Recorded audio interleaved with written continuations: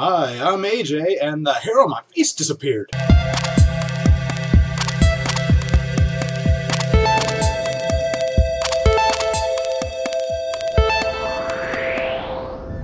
Well, some of it anyway. I just got better, and so I started, working on myself again.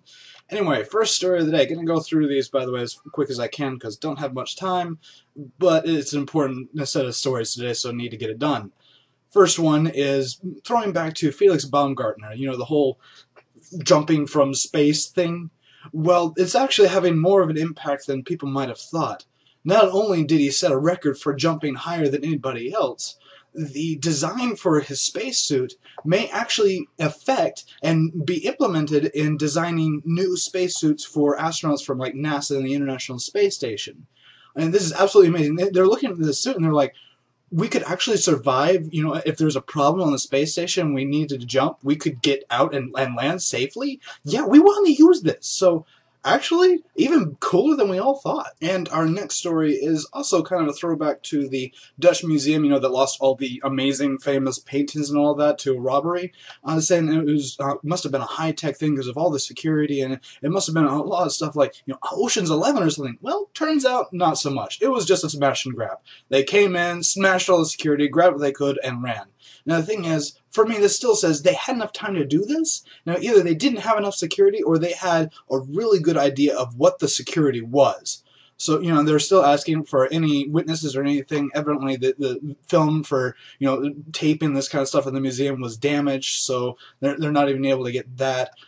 This is still, it's the heist of the century, just not as cool as we thought it was. Alright, let's jump into politics because, well, we gotta have politics. It's election season, that's what happens. If you've been paying attention at all, you know that a lot of accusations have been thrown at Mitt Romney that he has money invested in foreign places and as tax evasion. By the way, he's paying more than half of his money into taxes and actually mostly into charitable things, stuff like that, so really actually not dodging that much.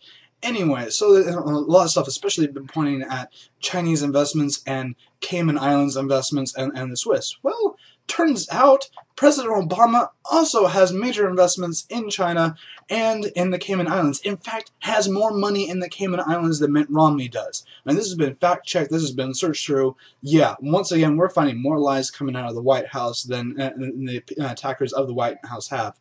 I know that it comes down to basically, which one's worse at this point, but you know what? Romney's not looking that bad after all. I mean, great things tend to come out of Massachusetts. Like this guy, Keith Levasseur? I'm going to say, yeah, I'm saying that's wrong right off, but whatever. Was in a marathon recently and did something absolutely amazing, and yet not so amazing when you first glance at it. He ran an entire marathon in flip-flops. Now, I don't know if you've ever tried running in flip-flops before. I have. It's freaking weird. And the fact that he was able to finish the entire marathon doing this is amazing. Not only that, he did it in under 3 hours. His time is collecting at 2 hours, 46 minutes, and 58 seconds. Holy crap. Now, he says, he had to have a very specific stride to do this, but this is absolutely amazing. Think if he could do this, what can he do with, shoes or, those toe shoes, whatever, because it turns out running with normal running shoes isn't that great. Anyway, that's a throwback way back. Speaking of crazy, man, we're just hitting the crazy stuff today. A new kind of bridge has been proposed in France, and Paris specifically, across the River Seine, wherein it would be made of trampolines. Now, I don't know what's going on here, but there's a big competition really that's going on saying, okay, who can come up with the most innovative design to put the fun back in bridges? I don't know why we wouldn't want a fun in a bridge. Whatever.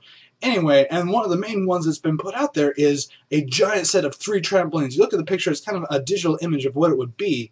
And I just keep thinking of the absolute insanity. If you've ever owned a trampoline, you know there's a few problems with this. One, if anybody bounces next to each other, you could either, accelerate somebody else's jump and they go flying, or they cancel out jumps and you get stuck and people start hitting each other, whatever. All this leading to broken bones, bruises, sprains, all that kind of problem. Not only that, it's cross water, which will make the trampoline wet all over the place, no matter what you do. And it was just going to throw water all over the place, so if anybody's doing anything business-wise, they're not going to want to cross this bridge, because, they're going to get soaked.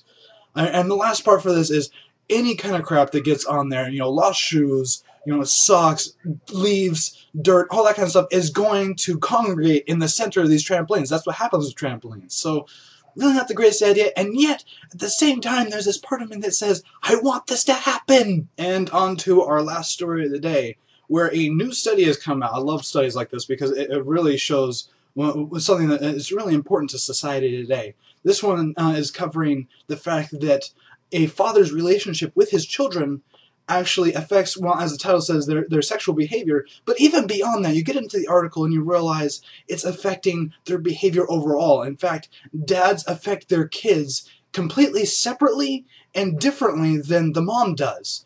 Now, this isn't to say that single moms can't cover this and do the same things, but it's very difficult because what they're showing is it's literally just the mindset of a dad, and showing that his involvement and his setting of the rules and his relationship with his children will actually affect them in either negative or positive ways. The closer he is and the more involved he is, the better they will be off overall.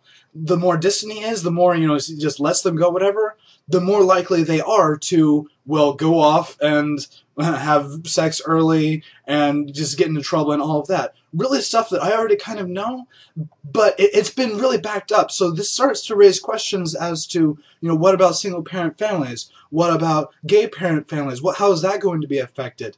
All this kind of stuff. Stuff that we really need to, well, be aware about. And for me, it just throws back to the years with my dad and just how much he's affected me and how much of a different person I am today than I would have been without him. Dad, I'm just going to say straight out to you, happy birthday today, because without you, I wouldn't even come up with this show. I wouldn't have been thinking about the politics and the world and just everything around me and beyond myself. Thank you so much, Dad. I love you, and please, stay you. Anyway, thank you so much for joining us on Extraordinary Times. If you liked it, like it over here, favorite over there. Subscribe up there if you haven't already to see more of our stuff on here. I mean, we cover some pretty great stuff around here. Share us with your friends, Facebook, Twitter, Google+. Tell people about it on the phone if you don't want to touch that kind of online friendship stuff, whatever. I don't care. It gets the news out, and that's what we're really trying to do. And always, be aware.